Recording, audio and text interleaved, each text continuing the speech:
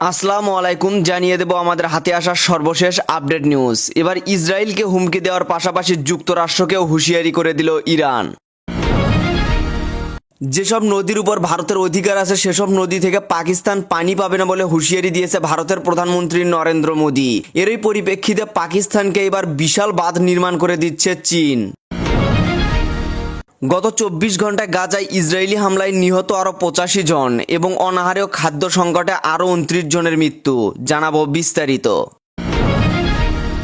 এবার যুক্তরাষ্ট্রের হার্ভার্ড বিশ্ববিদ্যালয়ে বিদেশি শিক্ষার্থী ভর্তির সুযোগ বাতিল করলেন মার্কিন প্রেসিডেন্ট ডোনাল্ড ট্রাম্প। এবং সর্বশেষ জানিয়ে দেব, ফ্রান্স, যুক্তরাজ্য ও কানাডার 3 শক্তিশালী প্রধানমন্ত্রীর উপর চটলেন নেতানিয়াহু। এর ফল কি হতে পারে? এতক্ষণ শুনছিলেন আন্তর্জাতিক সংবাদ শিরোনাম, এবারে বিস্তারিত। তার আগে নতুন নতুন আপডেট নিউজ পেতে আমাদের চ্যানেলটি সাবস্ক্রাইব করে রাখুন। ইরানের পারমাণবিক অবকাঠামো লক্ষ্য করে ইসরায়েল হামলা চালালে পাল্টা হামলা চালাবে ইরান। দেশটি বলেছে, আন্তর্জাতিক সম্প্রদায় যদি কার্যকর ব্যবস্থা না নেয় তাহলে নিজেদের পারমাণবিক অবকাঠামো রক্ষায় তারা ইসরায়েলের বিরুদ্ধে বিশেষ ব্যবস্থা নিতে বাধ্য হবে। বৃহস্পতিবার 22 মে ইরানের পররাষ্ট্রমন্ত্রী আব্বাস আগ্রাচি জাতিসংঘের মহাসচিব আন্তনি গুরেশেরও কাছে একটি চিঠিতে বলেছেন, ইহুদিবাদী ইসরায়েলের যে কোনো দুঃসাহসিকতার বিরুদ্ধে ইরান কঠোর সতর্কতা দিচ্ছে। সন্দেহাতীত ইসরায়েলি সরকার যে কোনো ধরনের অনৈতিক কাজ ও হুমকির জবাব দেবে। ইসরায়েলি হামলার বিরুদ্ধে কার্যকর ব্যবস্থা নিতে আমরা আন্তর্জাতিক সম্প্রদায়কে আহ্বান জানাচ্ছি। যদি এগুলো বিবেচনায় না নেওয়া হয় তাহলে পারমাণবিক অবকাঠামো রক্ষায় ইরানকে বিশেষ ব্যবস্থা নিতে বাধ্য করা হবে। এর আগে বৃহস্পতিবার মার্কিন সংবাদ মাধ্যম এক্সিওকে ইসরায়েলের দুটি সূত্র জানায়, ইরানের পারমাণবিক অবকাঠামোগুলোতে সপ্তাহব্যাপী হামলা চালানোর প্রস্তুতি নিচ্ছে দখলদার ইসরায়েল। সূত্র দুটি বলছে, যুক্তরাষ্ট্র ইরানের মধ্যে যে পারমাণবিক আলোচনা চলছে সেটি ভেস্তে যাওয়ার অপেক্ষায় আছেন প্রধানমন্ত্রী বেনিয়ামিন নেতানিয়াহু। আলোচনা ভেস্তে গেলে ইরানের দ্রুত সময়ের মধ্যে হামলা চালানো শুরু করবে তারা। এদিকে ইসরায়েলের সম্ভাব্য হামলার হুমকির পরিপ্রেক্ষিতে ইরান বৃহস্পতিবার যুক্তরাষ্ট্রকে কড়া হুঁশিয়ারি দিয়েছে। ইরানের পররাষ্ট্রমন্ত্রী আব্বাস আগ্রাচি জাতিসংঘ মহাসচিব আন্তনিও গুতেরেসকে লেখা চিঠিতে জানান, ইসরায়েল যদি ইরানের পারমাণবিক স্থাপনায় হামলা চালায় তাহলে তার দায় যুক্তরাষ্ট্রকেও নিতে হবে। আজ শুক্রবার রোমে ইরান যুক্তরাষ্ট্র পারমাণবিক আলোচনার 5ম দফা অনুষ্ঠিত হওয়ার কথা রয়েছে। এই আলোচনাকে কেন্দ্র করে অঞ্চল জুড়ে উত্তেজনা বাড়ছে। এদিকে আলাদা এক বিবৃতিতে ইরানের রেভলিউশনারি গার্ডস হুঁশিয়ারি দিয়ে বলেছেন, ইসরায়েল যদি হামলা চালায় তাহলে তারা ধ্বংসাত্মক ও চূড়ান্ত জবাব পাবে। যেসব নদীর উপর ভারতের অধিকার আছে সেসব নদী থেকে পাকিস্তান পানি পাবে না বলে হুঁশিয়ারি দিয়েছে ভারতের প্রধানমন্ত্রী নরেন্দ্র মোদী। সিন্ধু নদ পানি বন্টন চুক্তির আওতায় ভারত থেকে আসা 3টি নদীর মাধ্যমে পাকিস্তানের কৃষি ক্ষেত্রে 80% পানি সরবরাহ করা হয়। এই অবস্থায় বন্ধু পাকিস্তানকে বাঁচাতে তৎপরতা শুরু করেছে চীন। চীনের সহায়তায় খাইবার পাখানতুয়া প্রদেশের নদীর উপর বাঁধ তৈরির কাজ শুরু করেছে পাকিস্তান। 700 ফুট উঁচু এই বাঁধ বিশ্বের 5ম বৃহত্তম হতে যাচ্ছে। ভারতের সিন্ধু নদের পানি বন্টন চুক্তি স্থগিত করার পর দ্রুত গতিতে এগিয়ে নেওয়া হচ্ছে এই প্রকল্পের কাজ। খাইবার পাখানতুয়া রাজধানী পেশোয়ার থেকে প্রায় 37 কিলোমিটার উত্তরে পান্থিয়া উপত্যকার মধ্য দিয়ে বয়ে গেছে সতোয়া নদী।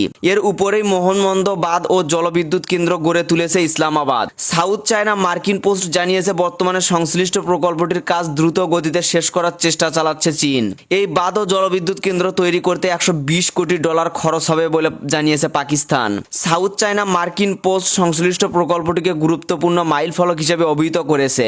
পাকিস্তান জানিয়েছে, মোহনমন্দ বাঁধের মাধ্যমে প্রায় 800 মেগাওয়াট বিদ্যুৎ উৎপাদন করা যাবে। এছাড়া পেশোয়ার সহ বিস্তীর্ণ এলাকায় 30 কোটি গ্যালন বিশুদ্ধ পানি সরবরাহ করা যেতে পারে।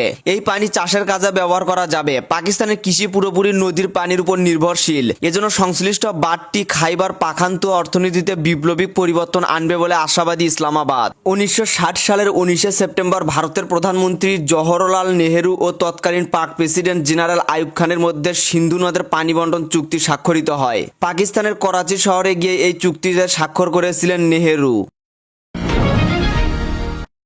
বিশ্ব স্বাস্থ্য সংস্থা WHO জানিয়েছে, গাজা উপত্যকা জুড়ে প্রায় 20 লাখ ফিলিস্তিনি তীব্র খাদ্য ঘাটতির মুখে পড়েছে। এরই মধ্যে অত্যন্ত 29 শিশুর তীব্র খাদ্য ও পুষ্টিজনিত কারণে মৃত্যু হয়েছে। গাজার দক্ষিণ অঞ্চলের খান ইউনিসে অবস্থিত নাসের হাসপাতাল এখানকার একমাত্র কার্যকর স্বাস্থ্যসেবা কেন্দ্র। জানিয়েছে, তারা অপুষ্টিতে আক্রান্ত শিশুদের ঢল সামাল দিতে হিমশিম খাচ্ছে। হাসপাতাল কর্তৃপক্ষ বলেছে, শিশুদের শরীরে পুষ্টিহীনতার গুরুতর উপসর্গ দেখা যাচ্ছে এবং অনেকেই জরুরি চিকিৎসা ছাড়া বাঁচবে না। বিশ্ব স্বাস্থ্য সংস্থা সতর্ক করে বলেছে, অবরুদ্ধ গাজায় চলমান মানবিক বিপর্যয়ের সবচেয়ে ভয়াবহ রূপ এখন দেখা দিচ্ছে। ক্ষুধা, অপুষ্টি এবং অপর্যাপ্ত চিকিৎসার অভাবে একযোগে অনেক শিশু মারা যাচ্ছে। অন্যদিকে গাজার স্বাস্থ্য মন্ত্রণালয় জানিয়েছে, গত কয়েকদিনে 29 জন শিশু ও বৃদ্ধের মৃত্যুকে অনাহার সম্পর্কিত প্রাণহানি হিসেবে নথিভুক্ত করা হয়েছে। হাজার হাজার মানুষ এখনো চরম খাদ্য সংকটে ভুগছে এবং অনাহারে মৃত্যুর ঝুঁকিতে রয়েছেন। গত 24 ঘন্টায় 160টি লাশ হাসপাতালে পৌঁছেছে এবং 247 জন আহত হয়েছেন। এ নিয়ে আহতের মোট সংখ্যা পৌঁছেছে 1,22,197 জনে। মন্ত্রণালয় জানায়, অনেক লাশ ধ্বংসস্তূপ ও রাস্তার ধারের পাশে পড়ে রয়েছে, উদ্ধারকর্মীরা সেখানে পৌঁছাতে পারছে না। ইসরায়েলি সেনাবাহিনী চলতি বছরে 18 মার্চ থেকে গাজায় ফের হামলা শুরু করে। এরপর থেকে ইসরায়েলি বাহিনী 3,613 জনকে হত্যা করেছে এবং 10,000-এর বেশি মানুষকে আহত করেছে। যুক্তরাষ্ট্রের হার্ভার্ড বিশ্ববিদ্যালয়ে আর বিদেশি শিক্ষার্থী ভর্তি করতে পারবে না। কেবল তাই নয়, বিশ্ববিদ্যালয়টিতে বর্তমান যেসব বিদেশি শিক্ষার্থী রয়েছে তাদের হস্তান্তরের নির্দেশ দিয়েছে ট্রাম্প প্রশাসন। তহবিল কাটছাঁটের পর হার্ভার্ড বিশ্ববিদ্যালয়ের উপর আরও কঠোর অবস্থানে পৌঁছেছে ট্রাম্প প্রশাসন।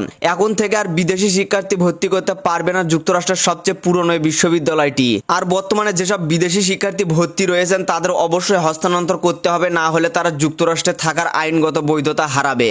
স্থানীয় সময় বৃহস্পতিবার 22 মে হার্ভার্ডের student of the access digital প্রোগ্রামের অনুমোদিত বাতিল করে যুক্তরাষ্ট্রের হোমল্যান্ড সিকিউরিটি বিভাগ। হোমল্যান্ড সিকিউরিটি তদন্ত ঘিরে হার্ভার্ডের নথি চাওয়ার বিষয়ে কয়েক দফায় চিঠি চলাচলি আলোচনার পরে সিদ্ধান্ত নেওয়া হয়েছে বলে জানিয়েছে ট্রাম্প প্রশাসন। তদন্তের আওতায় বিশ্ববিদ্যালয় ভর্তি প্রক্রিয়া, পাঠ্যক্রম এবং নিয়োগ নীতি খতিয়ে দেখতে চেয়েছিল সরকার। তবে বরাবর এই অনুরোধকে আইনি ভিত্তিহীন ও প্রশাসনের পরিপন্থী বলে প্রত্যাখ্যান করে আসছিল হার্ভার্ড। হার্ভার্ডে বর্তমানে প্রায় 6,800 বিদেশি শিক্ষার্থী রয়েছে, যা বিশ্ববিদ্যালয়টির মোট শিক্ষার্থীর প্রায় 27%। ফলে সিদ্ধান্ত শুধু শিক্ষার্থীদের ব্যক্তি জীবনেই নয়, বরং হার্ভার্ডের একাডেমিক পরিবেশ ও বৈশ্বিক ভাবমূর্তিতে ব্যাপক প্রভাব ফেলতে পারে বলে মনে করেছে বিশ্লেষকরা। ইসরায়েলের প্রধানমন্ত্রী বেনিয়ামিন নেতানিয়াহু পশ্চিমা নেতাদের কঠোর সমালোচনায় সরব হয়েছেন। তারা হলেন ফ্রান্সের প্রেসিডেন্ট ইমানুয়েল মার্কো, যুক্তরাষ্ট্রের লেবার দলীয় নেতা কির স্টারমার ও কানাডার প্রধানমন্ত্রী মার্ক কার্নি। তারা সম্প্রতি গাজায় ইসরায়েলের সামরিক কার্যক্রমকে ভয়াবহ আখ্যায়িত করে নিন্দা জানিয়েছেন। একই সঙ্গে সহিংসতা বন্ধ না করলে কঠোর ব্যবস্থা নেওয়া হবে হুমকি দিয়েছিলেন। তবে নেতানিয়াহু তাদের বক্তব্যকে হামাসের উস্কে দেওয়ার অভিযোগ করেন। নেতানিয়াহু বলেন, তাদের এ অবস্থা ইসরায়েলকে চাপের মুখে ফেলে এবং হামাসকে আরও শক্তিশালী হওয়ার সুযোগ করে দেবে। তিনি বলেন, এদের দাবির ফলে ইসরায়েলকে আত্মসমর্পণ করতে বাধ্য করা হচ্ছে, যা হামাসকে অক্টোবর 7 তারিখের মতো পুনরায় হামলা চালানোর সুযোগ করে দেবে।